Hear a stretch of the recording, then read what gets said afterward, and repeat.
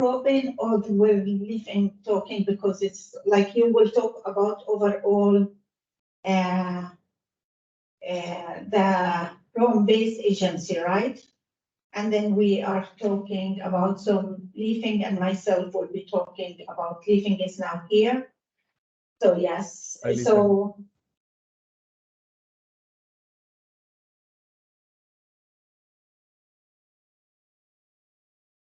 Good morning. Good afternoon, colleagues. Yeah, good morning, Leafing. Can you hear me? Yes, I can hear you well. Yeah. So we were proposing, Leafing, with your permission, that Robin go over all the coordination between the three Rome agencies. Then we talk about FAO work, starting with you. Is it that okay with you? So the presentation will be started about Rome-based agency, then we focus on FAO work. What do you think? Do you think? Oh, I thought you're asking the colleagues of it. No, well, I'm asking you a question. Of course. Yeah, Naraya. Yeah. So we prepared some slides, and we're happy to kick off the discussion if that works for you. Yeah, I'm just waiting for a couple of minutes to allow some more people to join, and then we can kick off. Okay. I hope so. I presume that Leafing, you would not have any slides, but both Ruben and Amani would have. He has the slides in the presentation of mine. So it's one slide about the division work. Okay. So it's he's leading. Okay.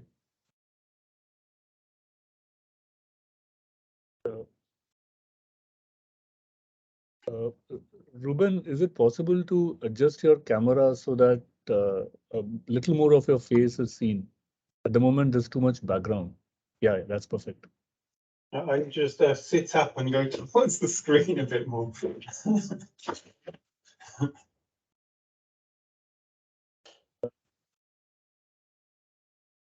Okay, maybe we can start now, and then people can join in as they come in.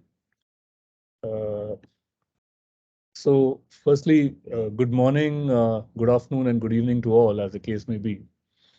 It is my pleasure to welcome you all to this brown bag on nature-based solutions in agriculture, benefits, opportunities, and ways to use them to transform food systems. Long title, I know. But in particular, I'm grateful to our colleagues from FAO for taking the time out to share their knowledge and perspectives on this important topic. So I'm just going to quickly introduce the agenda first. We'll first go have opening remarks by Dr. Li Feng. This would be followed by, I think, Dr. Ruben Sessa sharing FAO's work on NBS in agriculture. And then Dr. Amani Alfara would be talking on NBS for sustainable agriculture. We would then have a panel discussion among a few of ADB's leaders in agriculture, agribusiness, and natural capital, followed by a Q&A session, and where comments also can be made. And then there'll be concluding remarks by Qingfeng Zhang. So I initially thought that, I would say a few things about NBS, but I think as introduction, but I think that would only be delaying the pearls of wisdom that we would hear from our esteemed colleagues from FAO. So without much ado, I'm going to invite Dr. Li Feng to share his opening remarks. Dr. Li Feng is Director, Land and Water Division, and leads FAO's work on soils, land, water, geospatial, and climate financing through partnerships with Adaptation Fund. He also acts as FAO's focal point to UNCCD Convention and Ramsar Convention. And he has over 15 years of experience on water policy, river basin, and freshwater ecosystems management through his work with WWF and Wetlands International, and years of experience on climate-related activities through his work in the Green Climate Fund. Dr. Li Feng holds a PhD in physical geography from Chinese Academy of Sciences in China. So the floor is yours, Dr. Li Feng. Over to you. Thanks, Niraya, for your full introduction. And colleagues, good afternoon to you all. I think we are very happy to be able to contribute to this discussion, focus on nature-based solutions. And clearly, it's known, and everyone here understands that the way that we develop agriculture and produce the food to meet the demand will not going to be sustainable in the future. And at the moment, we already see the huge challenge that's from the agriculture sector. Some of the challenges in terms of water use and water pollution caused by agriculture, but also on land and on soils. Roughly 1/3 of arable land is degraded largely because of the unsustainable agricultural practice. And at the same time, the soils is also the home for about 1/4 of biodiversity. However, due to the unsustainable agricultural practice, the soil biodiversity has been declining very rapidly in the past decades. I'm sure we noticed other impacts. For example, the plastics, the fertilizer, the pesticides used in agriculture. All these are presenting the impacts, and also have already shown that all these practices will not going to be sustainable to produce the food, the fiber, the fuels, to meet the demand in the future. I think in that context, FAO started the works to think about what would be the new ways to meet the food and other demands.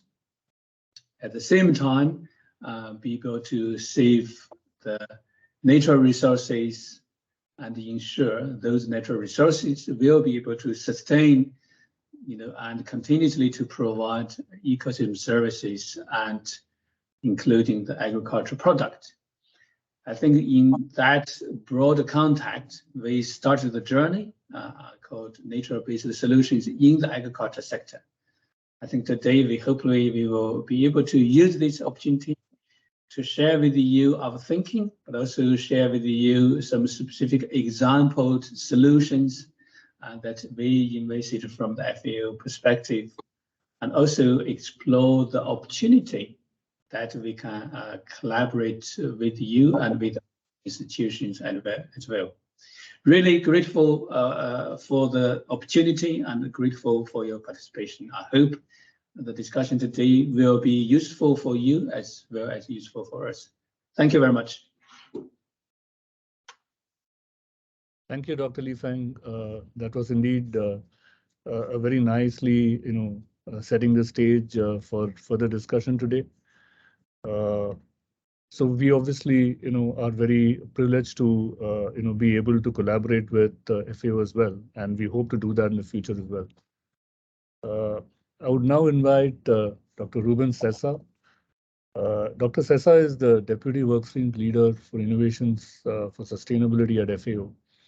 He has been involved in developing standards for international remote sensing and for the measurement of terrestrial climatic variables required for climate change monitoring and modeling. He has coordinated the development of climate-smart agriculture concepts at FAO. He's also supported development of Global Alliance for Climate-Smart Agriculture. Dr. Ruben holds a university degree in biology from Southampton University and a PhD in plant genetics, biochemistry, and plant pathology from Imperial College, University of London. Dr. Ruben, floor is yours. Thank you very much. Thank you very much. Amani will present some of the technical aspects of NBS. I'll showcase a little bit of the work that we're doing to coordinate within the House and with other organizations. So, as you know, in FAO, we have a number of sectors around agriculture, forestry, and fisheries. And a number of concepts have been developed over the years, so agroecology, agroforestry, climate smart agriculture, and so forth. So when developing this NBS work in FAO, for us it was important not only to involve all the departments, but actually see how NBS can be integrated into some of the core work that we're doing, so that we don't create another parallel track, but we actually strengthen some of those areas of work that we have already institutionalized, in particular within our country context. So over the last year, we've actually gone through a process of assessing some of the methodologies and work that FAO is already doing, which are related to NBS, and getting the divisions to collaborate together in developing a framework for NBS for FAO, but also the tools to actually support applying NBS in different contexts.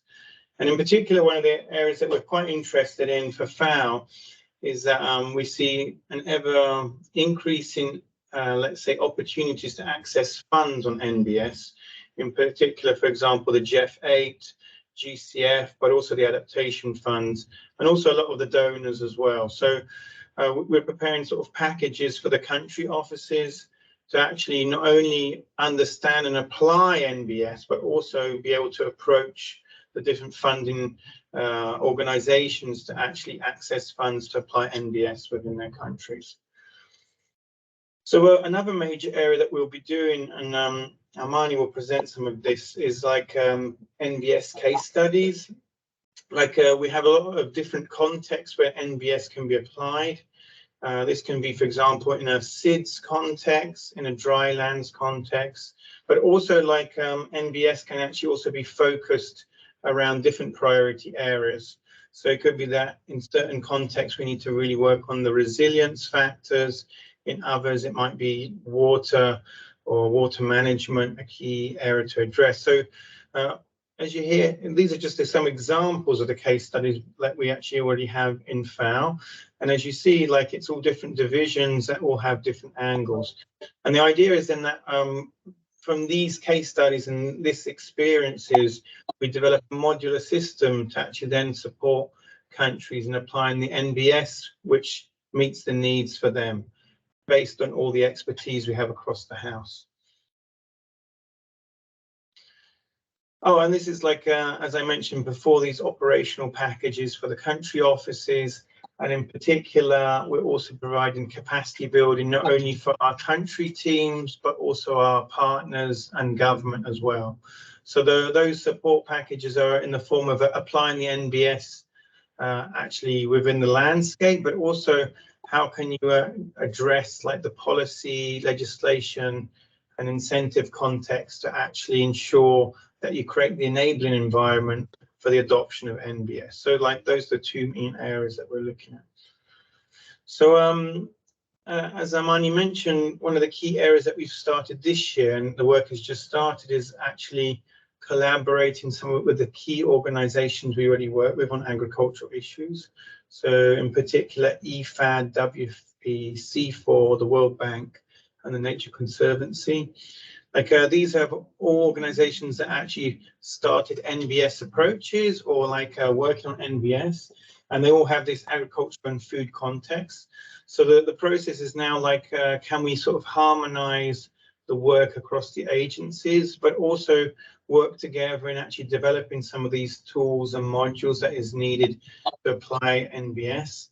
And also, where can we actually support each other in the country implementation? So like the idea is that we create sort of a hub across the agencies for actually working on NBS and supporting countries to apply NBS in their context. And then one last slide from my side is, as you saw in March this year, there was a resolution under UNER. And there's actually 9 co-sponsors of the NBS resolution.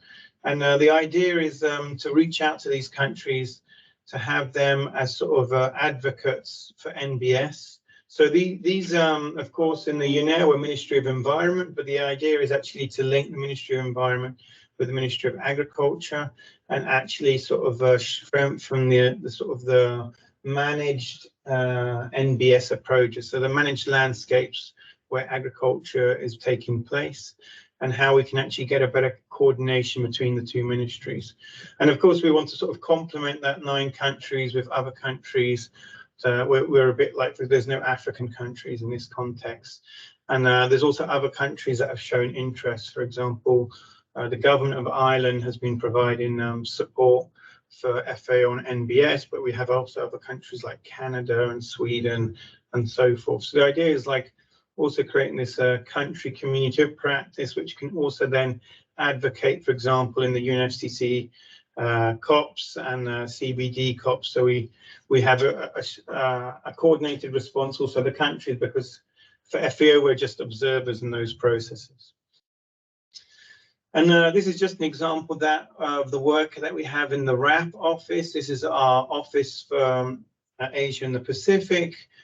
Some of the tools that we're developing for applying NBS. We have like a number of indicators and GIS methodology to actually understand the current context of the particular landscape and assess the different options of NBS that could be applied, and looking at the trade-offs and benefits of each let's say approach. So this is like sort of a local specific application, but then it can actually be brought up to the national level for national decision making. So that's one of the tools we have in development at the moment. So I thank you for that overview, and I pass the floor back to you. Thanks, Dr. Rubin. And there were a few really interesting things I noticed that you mentioned, a few very interesting initiatives, especially collaboration across agencies. And I saw a number of them, and certainly, as far as Asia and Pacific is concerned, collaboration with ADB would certainly be of high, great interest to us. Probably would be beneficial to you as well. Mm-hmm. In your list of countries, I did notice two countries from our region, Pakistan and Bangladesh, and perhaps there are more. And given the size of Asia and Pacific, given the number of DMCs we have, there is certainly room for doing work in a few more DMCs. So very interesting, the tools that you're developing, for sure, food for thought and for work in the future. Let me now invite Dr. Ramani Alfara. Dr. Alfara is Water Resources Officer in the Land and Water Division at FAO. She has more than 20 years of experience in natural resources management, with a special focus on integrated river basin management and transboundary rivers. Dr. Alfara specialized in fields that include water-based strategies to cope and mitigate negative climate change effects, including application of nature-based solutions. She has successfully edited and published various manuscripts on the use and application of NBS. And she's a regular speaker at various national and international congresses. She holds a PhD in water resource management from Karlsruhe Institute of Technology. Dr. Alfara, floor is yours. Thank you so much. Thank you. Can you see the screen? Yes. Okay, so I will invite again Dr. Lifeng to start his presentation. So as we are going to talk about the NBS from a practical perspective. Please, Dr. Lifeng. Thanks. Look, in the next about 15 minutes, we try to share with you our thinking overall about nature-based solutions, but then give you some examples.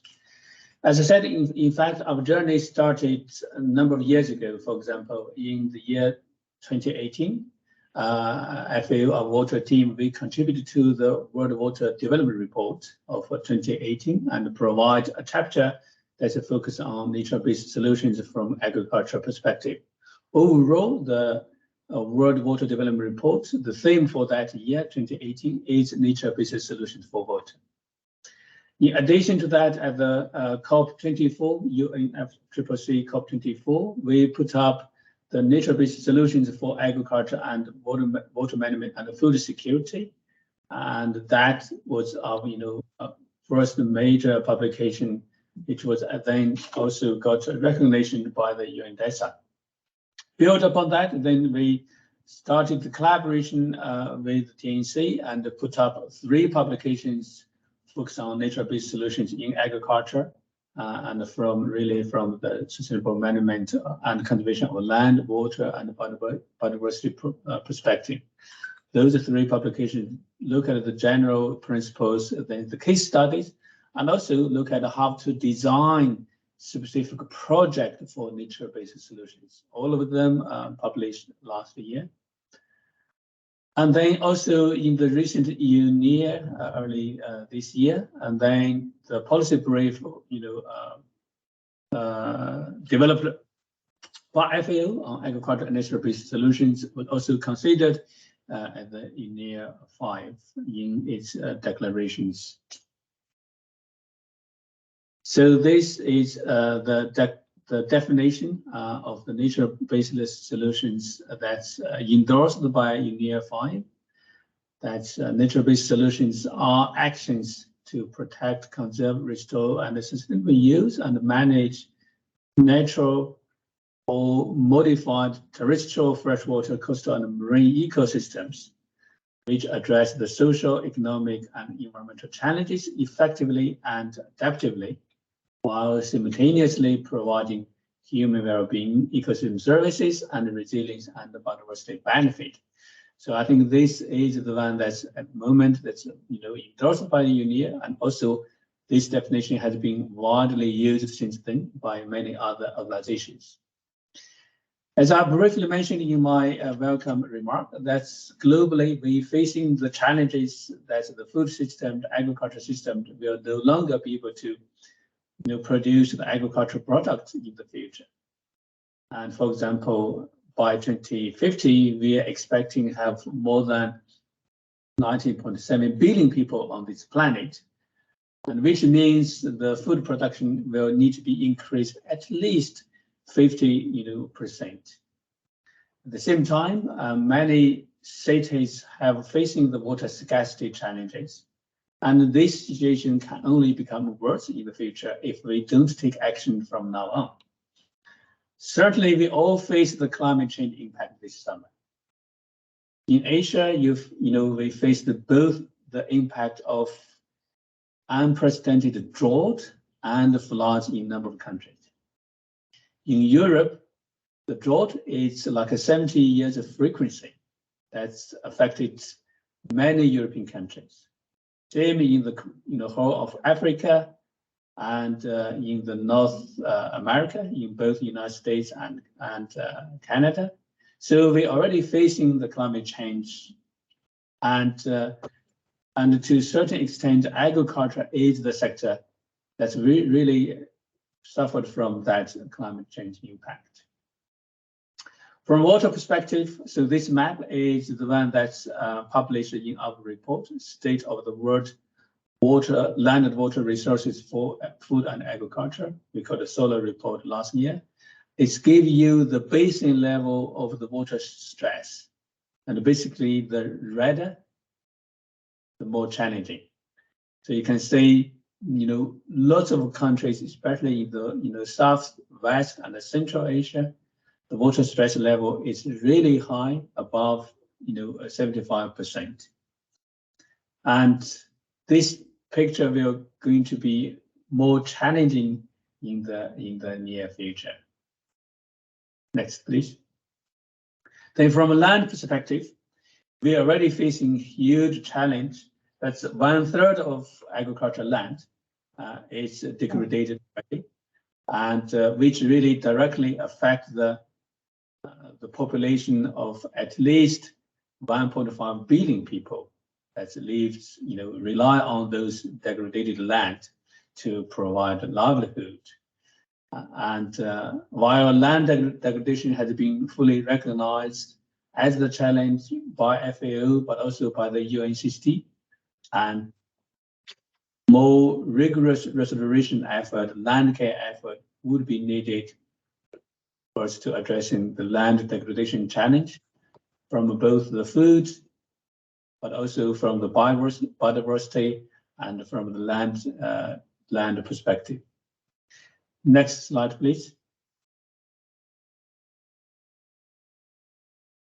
So I think in front of those challenges, we will have to come out and find sustainable solutions, and nature-based solutions we think is potential a way out.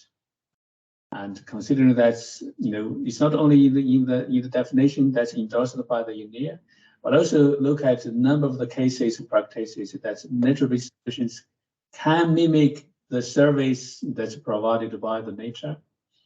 And those nature-based solutions really use the eco-services to address the societal challenges that we are facing.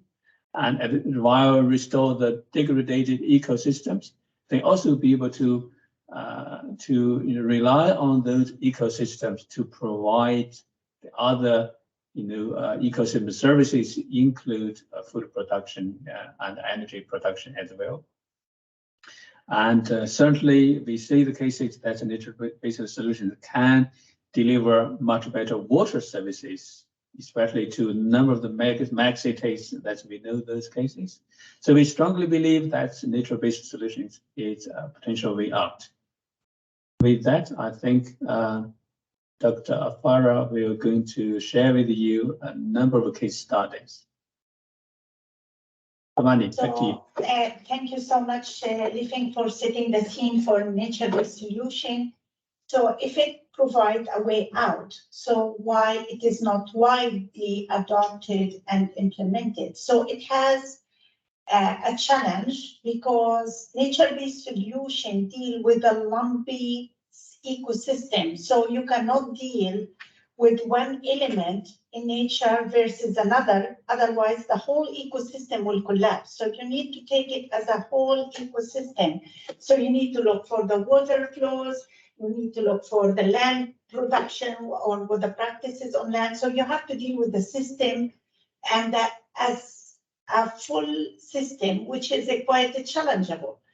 And so what will be happening? What will be the consequences in that situation? Because it's the characteristic of ecosystem is always related to non-excludability.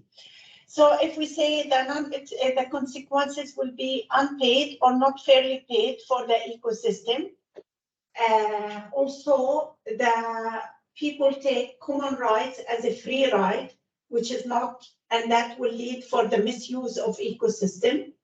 And of course, it's not by identifying the stakeholders, but we are calling for a multidisciplinary approach. That means the ecosystem, the stakeholders need to be engaged, not only identified.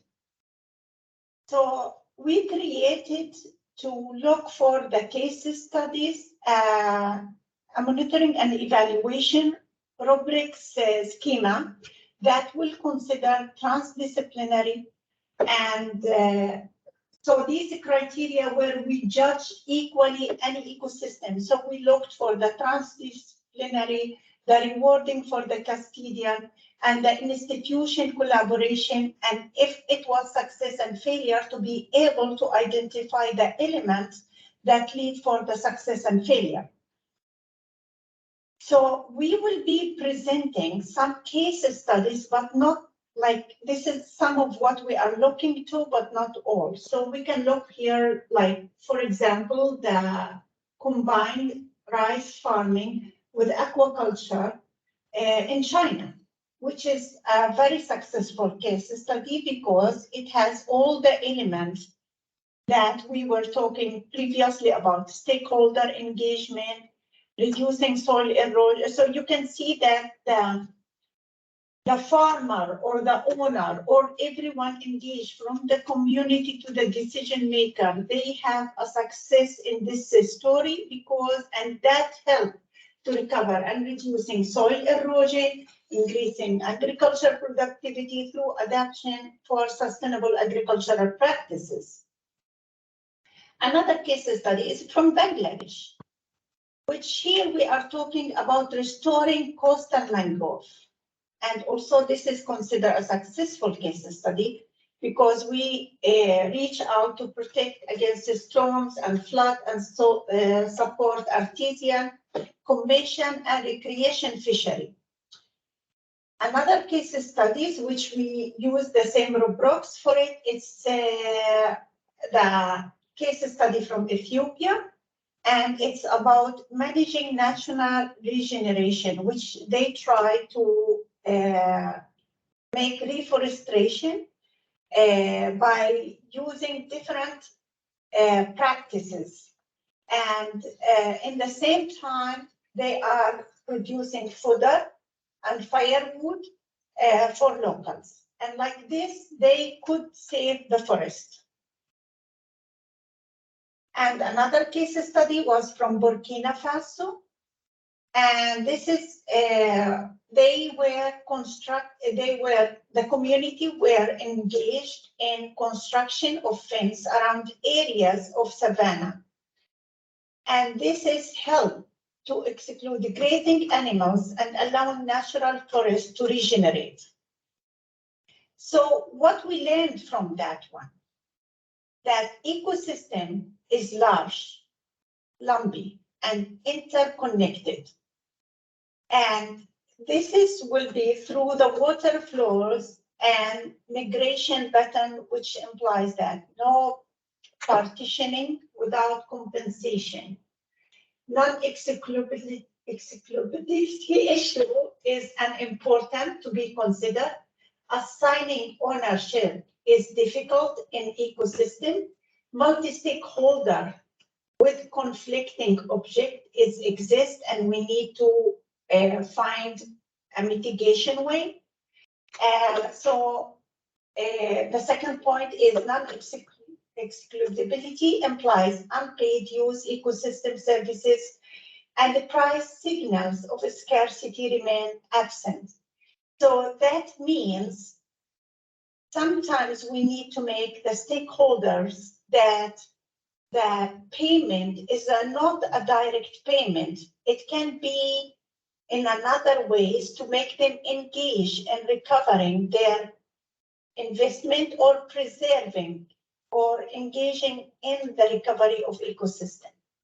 Inadequate prices will result in a free ride. Of course, we mentioned that, and we need to think how we can motivate the stakeholders through incentives for production of ecosystem. Also, we are looking for effective participation, and that can be used as monitoring and evaluation schema through the rubrics to evaluate our, like we are thinking that this rubrics can be from the beginning of starting any project is a monitoring and evaluation tool that can be used to assure the success of any project. So understanding the feedback and the trade-off through the ecosystem and through the whole implementation of nature-based solution will help to understand the technical and financial and political and social analysis within any case study or any project. So of course, we need to think of the legislative framework to sustain NBS. So NBS, indeed, it's like any other approach. We need to have in the core of the implementation, the policymaker, the private sector, the stakeholder, and custodian. And it's a cycle where we need to understand what the NBS intervention that we want to identify or to propose based on the situation and the analysis of the situation where we want to propose a proper NBS, because NBS can be for water management, can be for land management, can be for diversification of agriculture to allow forestation, recover and regenerate. So it can be any other practices within the agriculture sector. And so it's a whole cycle that it keep going around, and it has to have everyone engaged. So it doesn't have a starting point and ending point. And with that, I would like to conclude. And thank you so much. No, still. So the main issue here is to manage properly ecosystem. We are calling for interdisciplinary and transdisciplinary practices. And understanding the underlying mechanism of the ecosystem and its influence on food security and water availability provided the guidelines for targeted NBS intervention.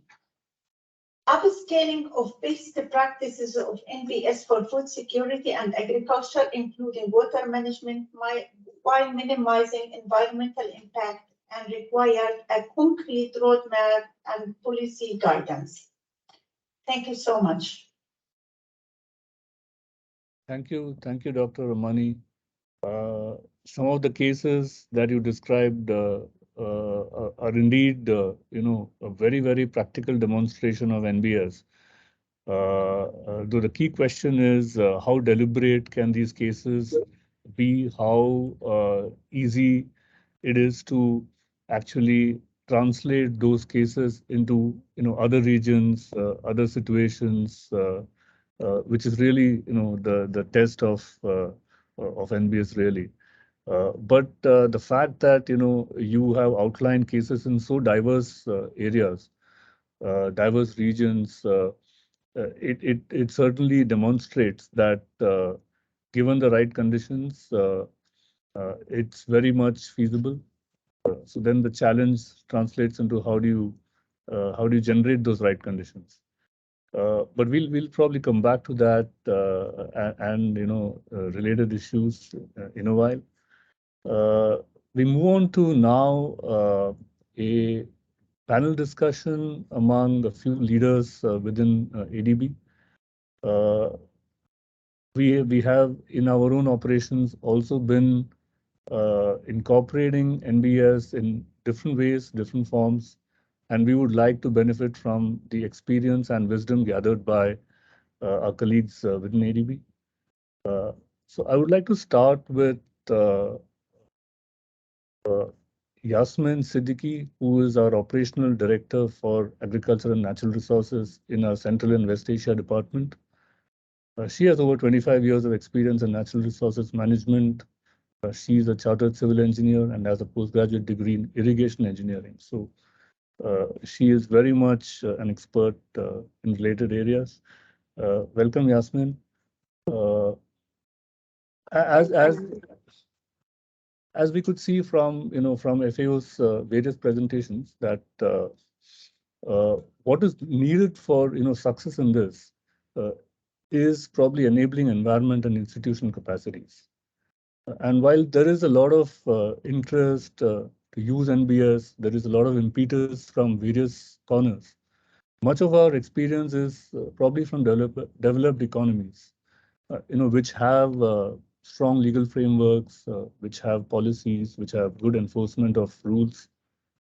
There were some examples that Dr. Ramani mentioned from Burkina Faso and Ethiopia.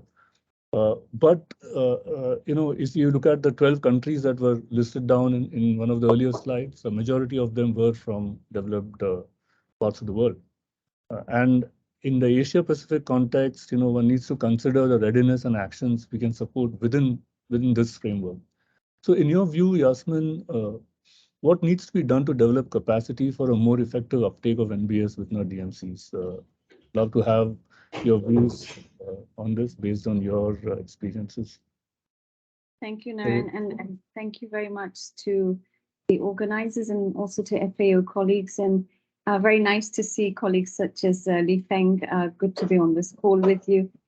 Thanks for all the previous speakers as well. And I listened with much interest, and also very pleased to see this timely production of the document. So I've been through those 3 new reports, and I'd like to congratulate FAO and TNC on the documents which are sharing the potential of NBS. I think it's very timely. And as Li Feng has mentioned, given the challenges ahead, this is really an important area for all of us to start considering, particularly in the agriculture context. And as we understand from other reports that have come out, if I just look at one element, which is on soil nutrients and nutrition, depletion of nutrients and how that has major implications on productivity. So an important time for this document. So you're right, Narayan, my interest was around the enabling environment, because I believe that the product is only as good as the environment created within which to implement. Otherwise, we are often challenged really at the implementation level, which is where I believe for ADB, that's the critical stage when we're supporting our developing member countries and our partners in various government agencies on how to, well, firstly, conceptualize and bring in these broader concepts. And I believe Dr. Amani mentioned about fragmentation. And definitely in the list of countries that you presented, and I'll just take up one of them as the example, in a country like Pakistan, we have not just fragmentation between authorities at the federal level and the devolution of certain topics to the provincial level. Then within the devolution of a topic such as agriculture to a provincial level, you then have fragmentation across various agencies such as Irrigation Department, Agriculture Department, Forestry, Environment, and a Ministry for Climate Change, which sits again at the federal level. So trying to pull all these partners together, particularly in a large and complex country such as Pakistan, I think is a huge uphill challenge. And Narayan, you mentioned earlier, could we consider for other DMCs? There are many other DMCs that ADB works in. And I would sometimes think low-hanging fruit is perhaps the best one to start off with, where we have greater chances of demonstrating success, demonstrating experience, and piloting. Now, I'm just going to touch upon one of the examples that we have of projects that we're working on. And again, Dr. Mani, it resonates very much with your Bangladesh discussion. This is for a project actually in Pakistan, which is, again, one of our key partners in the region that we cover, which is Central and West Asia region. Here, we're looking at a project in Sindh province, and many of you will be aware of the major flood impacts in this province. Much of which, you know, it's hard to separate, but there's obviously a climate discussion, but there's also the discussion around blocked drainage and waterways. So we know that there are complex issues in this area, but also a highly impoverished province. So we have here this culmination of poverty, disaster risk, water management, and agriculture and livelihoods, for which these communities are very much dependent on as their key source. What we're looking at is a project which will really look at developing improved flood risk resilience and rural livelihoods.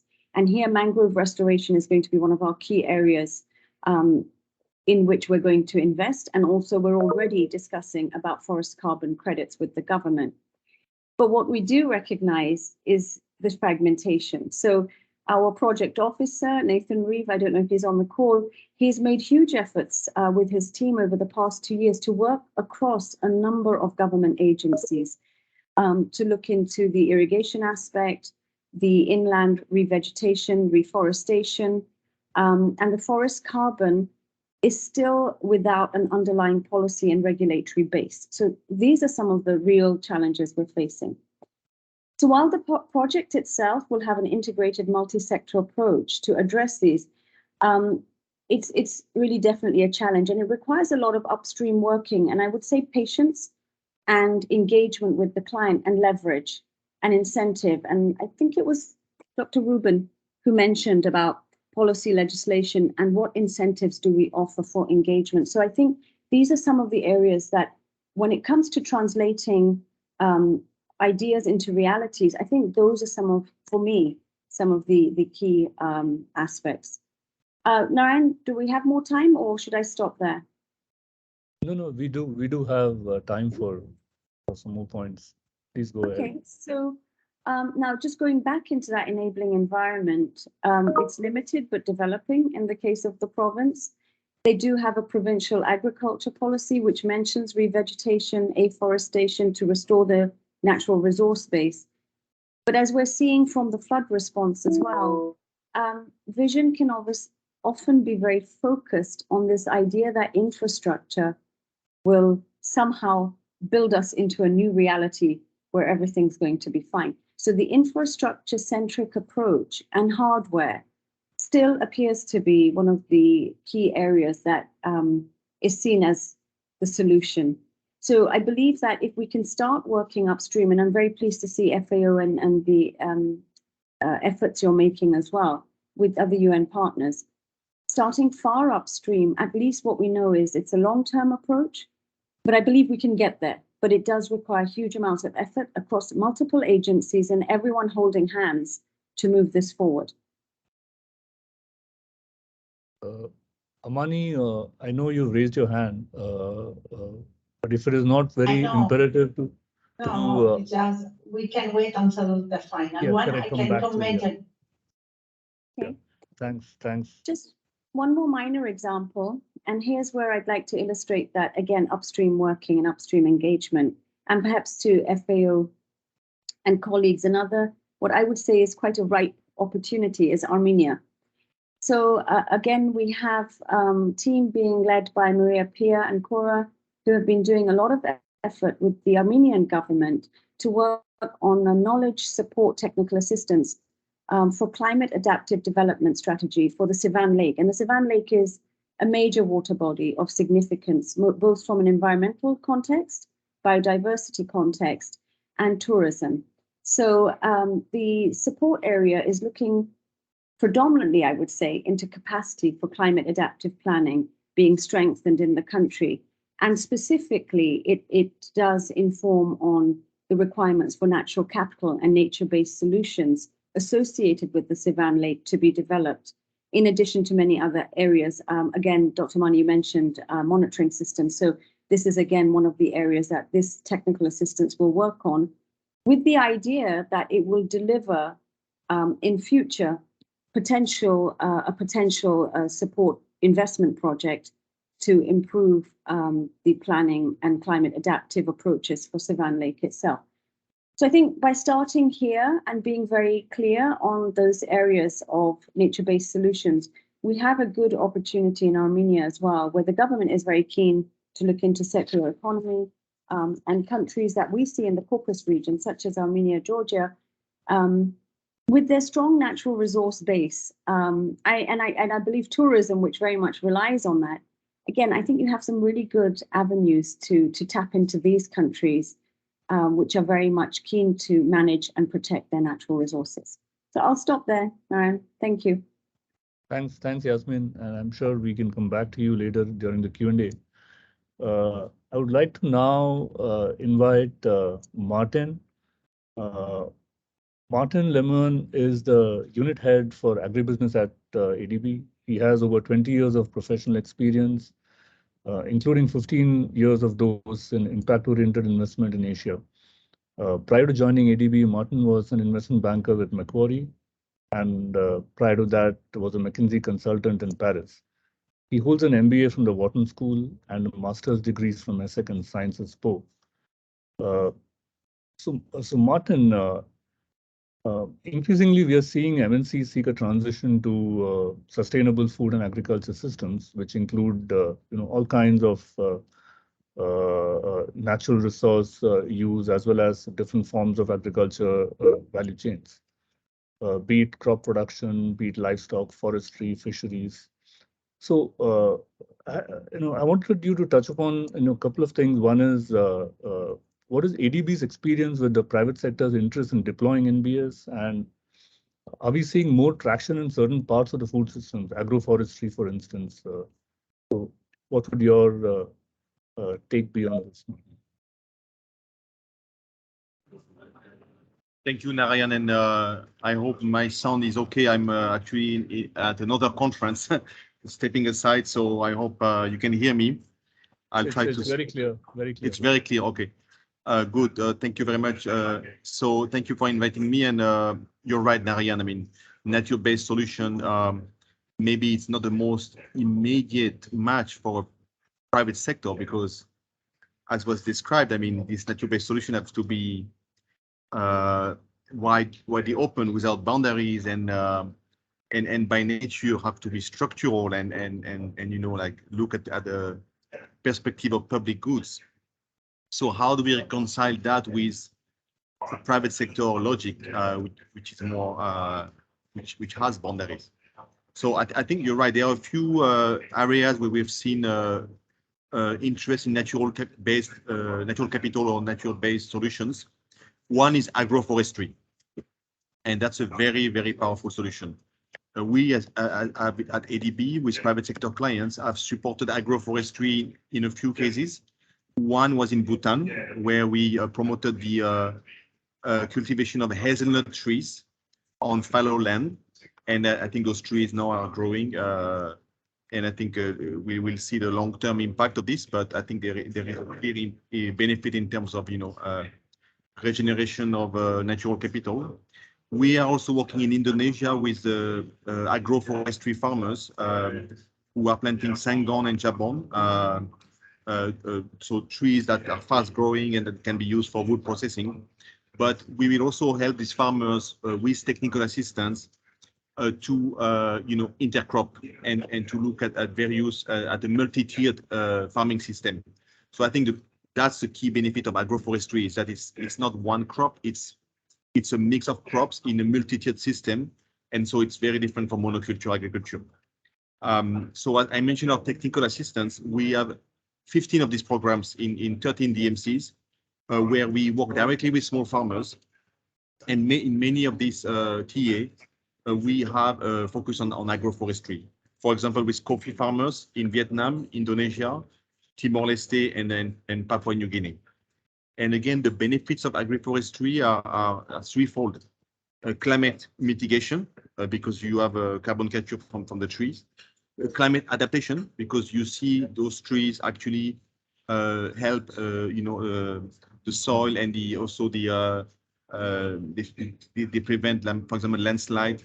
So I think there is a resilience aspect to it. They create shade for other crops. So agroforestry is a climate adaptive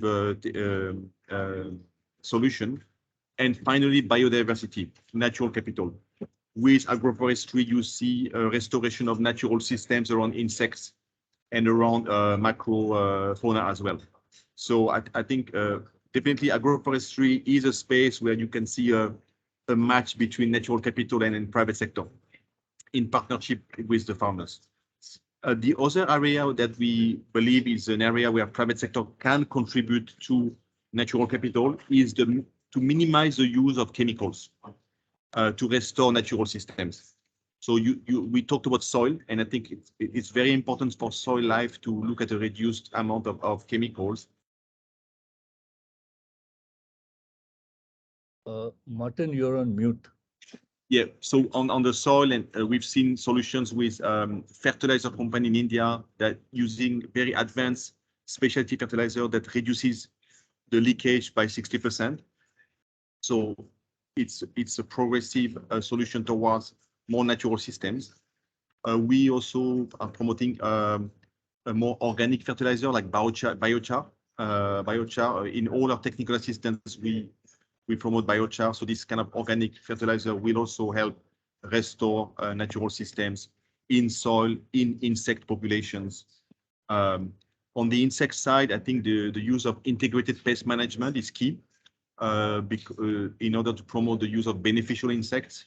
And actually, agroforestry is also a way to bring back those beneficial insects. And we are working on that in Uzbekistan, for example, with a cotton player, where we will be pushing for this kind of integrated pest management solutions. I mean, the last area that I want to mention, but it's a bit frontier, but we have a few clients in that space, is the whole coastal and sea-based natural capital. Mangroves was mentioned. So there is an opportunity to have mangrove preservation or restoration with shrimp farming. We know that is already happening in Vietnam, and we will support this. Ocean-based aquaculture is also a very important space where you will preserve a natural capital asset like the ocean, while also creating livelihood opportunities with aquaculture. So ocean-based aquaculture, I think it's a very important space.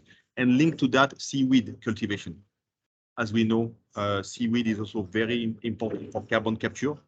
So I think if we can promote both ocean-based aquaculture alongside seaweed cultivation, I think that should be a big part of the natural capital solution.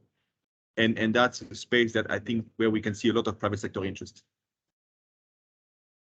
Thank you, Martin. I think a few things that you mentioned clearly resonate or are aligned with what FAO has also been saying. I think in one of the slides they did mention mangrove conservation, and along with that, marine cultivation of a few fishes and fisheries. And you mentioned shrimps. Also, I think if you look at one of FAO's recent publications, they're also talking about the popularity of agroforestry among private sector. That's one of the I think they surveyed the private sector and they found that the uptake for agroforestry is the highest. So it's pretty much in line with your experience as well, Martin. And some of the areas that you mentioned are clearly, areas along which most development in NBS is happening. So I guess we are right there where, at the frontiers of NBS, so to say, in private sector. So we'll come back to you, Martin, I think during the Q&A. In the meantime, I would like to now invite Omar Zafar. Omar is our Principal Natural Resources and Agriculture Specialist covering Southeast Asia. Before joining ADB, he worked for IFAD and UNOPS, where he covered about 35 countries across Asia. So he brings forth a very wide perspective about the region. He's also served as IFAD Country Director for Bangladesh and the Maldives. Omar is an economist with a bachelor's from Wharton School and a master's degree from University of Cambridge. So Omar, I would just like to pick your brains on organic farming. So adopting NBS in agriculture, such as organic farming, it can probably lead the transition to a regenerative and nature-positive food system. And organic farming practices have proven to deliver multiple benefits when deployed correctly. They can support regeneration, they can mitigate climate change, as was seen in a few examples. Even Martin mentioned one of them. So can you describe, in a little more detail, how ADB is promoting organic agriculture as a nature-based solution to improve food systems? Over to you, Omar. Thank you, Narayan. Good afternoon, Narayan, and panelists and participants. I'm also delighted to see that on this call there are some former colleagues, so it's a real nice. Thanks for the invitation to this event.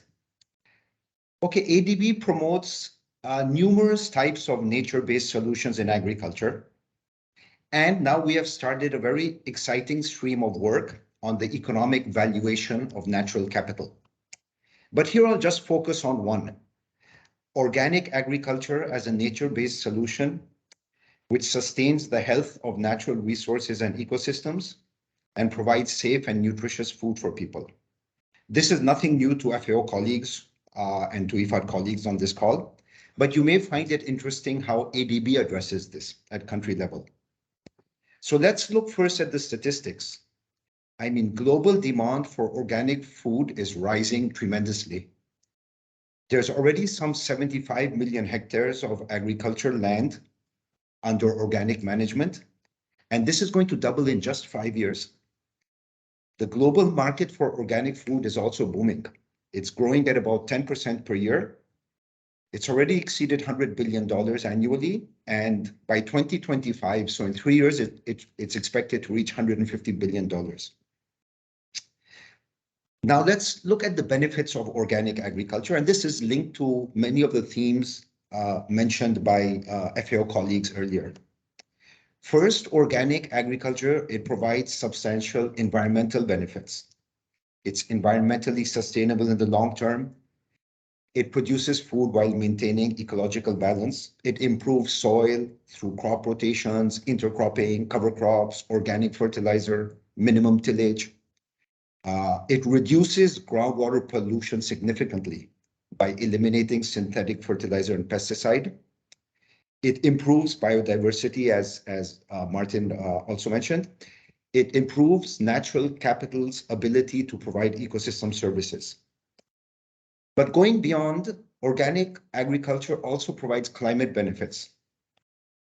It's not only a climate change adaptation approach, which is well known, but it's also a mitigation strategy. Many of the organic practices I mentioned before, they sequester carbon in the soil, and the elimination of chemicals also reduces the greenhouse gas emissions. Then a third aspect, organic agriculture is very beneficial for human health. And when we look at the extent of malnutrition and overnutrition, a couple of billion people, we see how organic foods are important. Organic foods have antioxidants. They don't have chemical residues.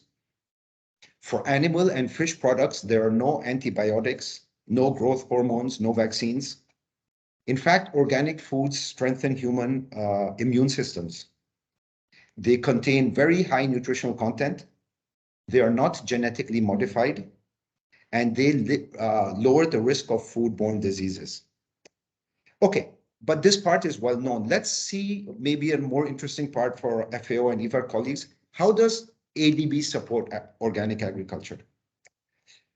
First, through policy and institutional reforms. FAO speakers and Yasmin spoke about the importance of the enabling environment. So ADB has a very powerful tool in this respect. It's called the policy-based loan. So a policy-based loan provides tranches of financing to government upon the achievement of policy reforms. So recently we have deployed a policy-based loan for climate change, and including organic agriculture as one of the elements. It's called the Philippines Climate Change Action Program. The first tranche is about $420 million. The second tranche will be about $400 million. So this program supports the government to completely modernize the organic agriculture subsector through a series of policy and institutional reforms, the governance arrangements, the establishment of a participatory guarantee system to certify organic producers, to develop a public expenditure program for organic inputs, services, research and development, commercialization, to establish the concept of organic agriculture hubs that will then serve as one-stop shops for producers and supply chain actors, the introduction of geotagging of producers and enterprises, the building of capacities. So this is at the policy and institutional level, the enabling environment, let's say. Then the next level of instrument is an investment project, and this IFAD colleagues will know because IFAD does similar work. I would like to provide one example from People's Republic of China, the Yangtze River Green Ecological Corridor project. This one has a financing package of 500 million, 300 million from an ADB loan and 200 million from the government. It targets the middle and upper reaches of the Yangtze River economic belt, which suffer from very severe environmental degradation, unsustainable production practices, overuse of chemicals, water pollution, soil erosion, and so on. So ADB and the government are financing a comprehensive ecosystem restoration and environmental protection initiative with climate resilient land management, water use efficiency, waste management, watershed production, and so on. And one of the central elements is promoting organic farming and sustainable farming systems with practices like conservation tillage, organic fertilizers, nature-based soil improvement, and building capacities. This will reverse over time the degradation that's being faced in the upper and middle Yangtze River. Finally, and this is my final thing, we also have knowledge products, maybe not as technical and as FAO, but from a different angle. So our ADB Institute in Tokyo in 2015, they published a comprehensive report on organic agriculture and the post-2015 development goals. And it was completely based on empirical evidence and quantitative analysis from numerous countries across Asia to evaluate organic agriculture and inform the design of public policy and development. We have more recent works. For example, in 2021, we published a work on sustainable and resilient food systems. But since we're a financing instrument, in fact, our work was on the financing of those food systems. Okay, Narayan, I'll stop here and hand over back to you. Thanks. Thank you, Umar, for the quite a comprehensive, discussion on how we are applying or incentivizing organic agriculture. I would like to invite Suzanne Robertson. Suzanne is Principal Operations Coordination Specialist spanning Environment Thematic Group as well as Rural Development Food Security Thematic Group within ADB. She has long years of experience spanning program management in agroforestry as well as climate smart agriculture. And within ADB in sovereign operations in East Asia department. She holds a bachelor's degree as well as a PhD in agriculture from University of Queensland. Suzanne, welcome. I wanted your view on, we've been talking about NBS and we've been talking about how what a nice thing it is and some of the challenges that exist in its uptake out there in the world. But if you look at international financial institutions within organizations like ADB as well, we have established ways of designing and implementing investment projects. So given your experience and your worldview, what are the typical challenges that you foresee in mainstreaming the nature-based solutions within operations? And would you have any thoughts on how these challenges could be resolved? Thanks, Narayan. And thanks to the presentation from our FAO colleagues. It was very interesting and informative. Yeah, it is a little bit of a challenge in terms of how ADB is going to take up nature-based solutions, because essentially what we're talking about is a transition from traditional approaches or investments that ADB has made in the past, be that great infrastructure or be it industrial production processes in agriculture, moving over to something which is a little bit greener. And that's going to take a significant shift, not only in the mindset of ADB and how ADB supports projects, but also in our DMCs and for them to be able to uptake some of these initiatives. I think some of the key challenges has already been discussed, and one of the things that Amani mentioned early on, which I fully support and agree with, is the landscape scale or ecosystem context in which nature-based solutions exist. These are long-term solutions that need to be put into a framework of where they exist within the landscape and ecosystem. So they need to have the appropriate planning and policies in place to ensure that these long-term benefits that can be derived from nature-based solutions can actually come into place, because it is easy to do change in planning and policy, which sees the benefits of nature-based solutions diminished. Also, it's a cross-sectoral issue. Implementing nature-based solutions is not like working with one ministry or one line agency. We need to be looking within that landscape scale in terms of cross-sectoral cooperation and coordination, which is always challenging. So it's something that needs to be done. And it's also about making sure that the awareness and understanding of nature-based solutions is in place. And one thing that Omar mentioned is our work on valuing natural capital and nature's benefits. So that's something that we need to expand a little bit more on as well. But in terms of how we can do this, one of the key issues for ADB moving forward is going to be looking at that upstream support that we can give to projects and DMCs to enable them to make that transition from the grey to the green. It's not an easy thing to do, but it is something that we're already working on. And as an example of some of the initiatives that we're currently doing from ETG, we actually have the Nature-Based Solution Working Group, which brings together all of ADB's project officers working in this space. And a new initiative that we started this year is actually project clinics.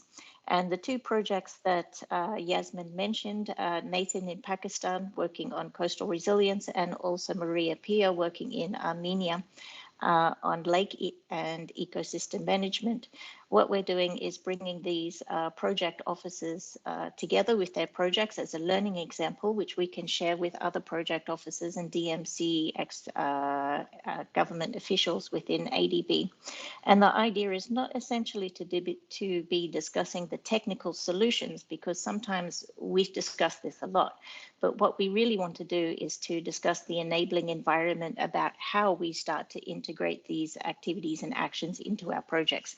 What is it that we need to be doing to having discussions with our DMC government officials to get them interested in nature-based solutions and to get them comfortable and confident that this is an approach that they want to be able to do. So we've started off with our first project clinic, bringing these project officers and other officers in ADB together so we can start to have these discussions around what it takes to put in place the enabling environment for nature-based solutions.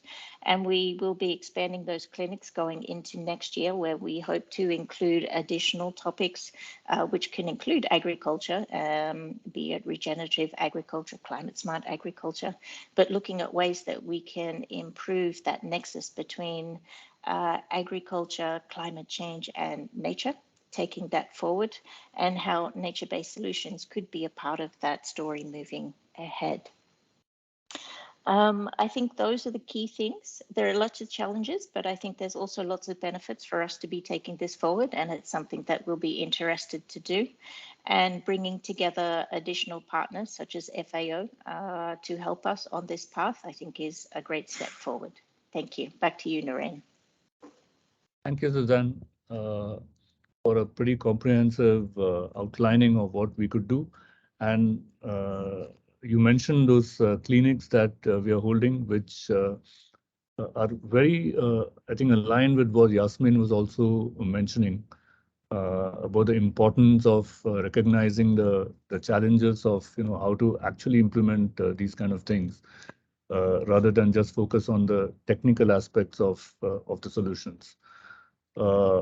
And in this context, there are other issues also that probably come up, which would need to be overcome before we can actually have incorporating these nature-based solutions within project designs.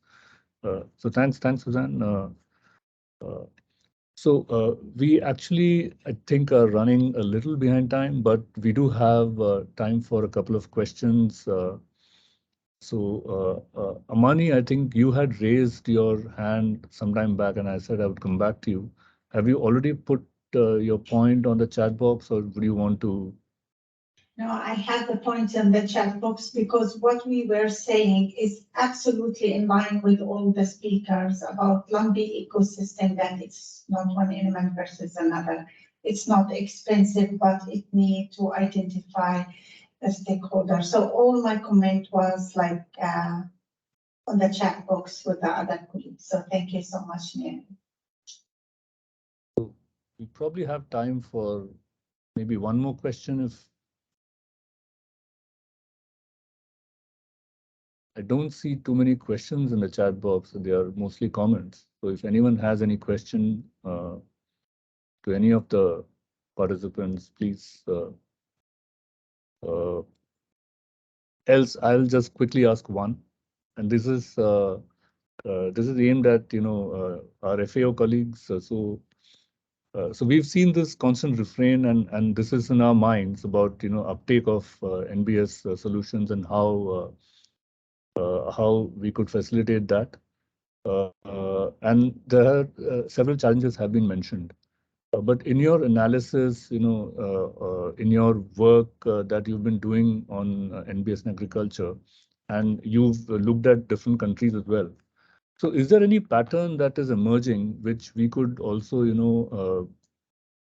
let's say, benefit from, which suggests that enabling conditions in certain, countries are better than in others? And if so, what are those enabling conditions which then would help us in, prioritizing our work as well? And if not, do you think if this is a good way to, investigate the deployment of NBS? If any of our FAO colleagues would like to respond.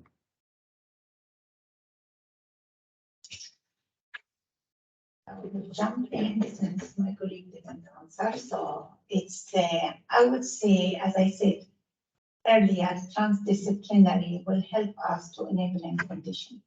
So if you, which was highlighted also by Yasmin, saying that the institution are separate, but just we keep in mind that there are two things.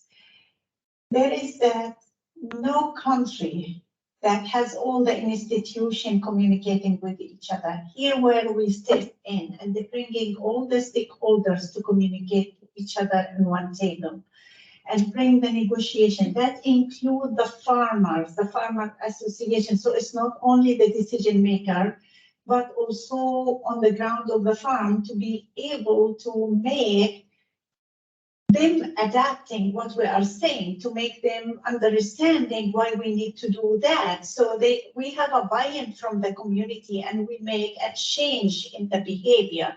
We cannot influence a change in the behavior if they don't understand why we are doing that. And we cannot identify, for instance, a trade-off if we keep looking upper catchment separate from the middle or lower catchment. So here we also need to step in to look for the whole ecosystem with all the elements around it, who's doing what within that. It's a bigger picture, but that identify where we need to step in as a neutral institute, bringing everyone to the table to communicate. And like this, I believe we can make better enabling condition, understanding the situation, and influence the change. Applying NBS is way cheaper than adapting gray infrastructure. Yet, it's cheaper, but it required more time to see results. So they need to understand that recovering ecosystem doesn't come tomorrow or in a month's time, but it requires the time to recover groundwater, to recover forestation. So it required the time. So it's not like a magic stick that you will have it directly with a result. So if we can make this understood by all stakeholders, I believe we can have the enabling condition on the ground. That's my point of view, and that's what I believe. Thank you, Mani. May I now invite Dr. Chengfeng Zhang for some concluding remarks. Chengfeng is the Chief of Rural Development and Food Security Thematic Group and concurrently OIC for Environment Thematic Group. Over to you, Chengfeng. Yeah, thank you so much, Naria, for organizing a very important session. And also I want to thank Li Feng and also all the FAO colleagues for very comprehensive presentation, very helpful. Also, I want to thank to Yasmin, Martin, Alma, and also Susan for your very insightful observations. One of the case study you just talking about, very critical for the next stage. I have one observation and also one suggestions for the next step. The observation is about the climate through natural access. Now we are facing global food crisis.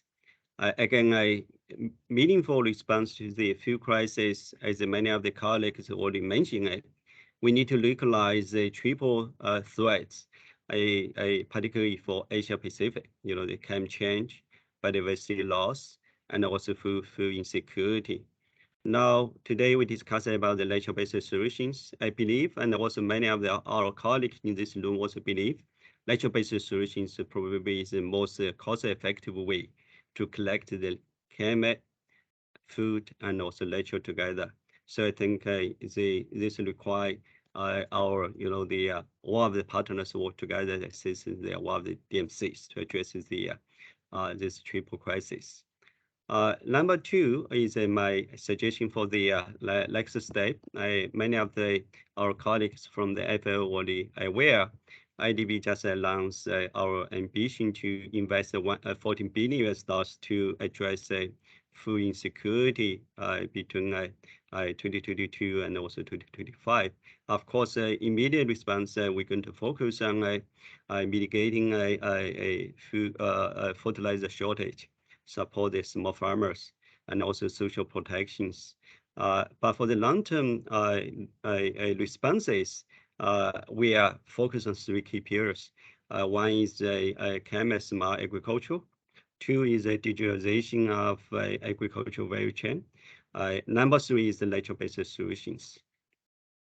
For the nature-based solutions, now today, the discussion already provides a very good food for our thoughts, and now the team, particularly a agricultural food security thematic group, together with the environmental thematic group, and also the water sector group, now we are work together to prepare the guidance note for the IDB operations. You can see many of the colleagues in this room from the IDB already, present a number of the case studies. And of course, the FAO team says your guidance also provide a good foundation for us to refine our guidance note. So for the future, when we work on the guidance note, we will come back to seek the support from the FAO colleagues. And same time, they are in the future, of course, the case study presented today from the IDB going to be also very important examples for our guidance note. Again, today is only the start of our FAO, IFA, and also IDB's sort of the knowledge sharing on this very important topic. Probably require a more NBS service in the agricultural food system and also the water and the land. Let's work together to really help address this triple crisis, and particularly to build up this long-term food resilience for Asia Pacific. Let me just pause here. Thanks again for Naria for your organized very timely session. And also thanks to all the colleagues, FAO, IFA, and also the IDB colleagues to attend this session. Let me pause here. Thank you so much, Naria. Back to you. Thank you, Ching-Feng. And with this, I would like to once again thank our colleagues from FAO for taking the time out to join us and to educate us about their work in NBS in agriculture. It was really very informative. Thank you to all the panelists for taking out your valuable time to share your experiences and your perspectives. And last but not the least, all the other participants who stayed on, who thought it was worthwhile to attend, and it was really encouraging to all of us. Thank you, and so long until we meet again. And as Ching-Feng just mentioned, this is just the beginning.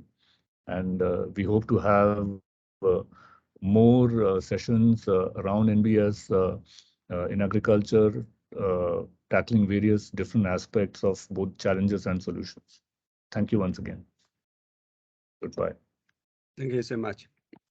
Thank you. Goodbye. Thank you. Thank you so much. Bye. Thank you. Bye.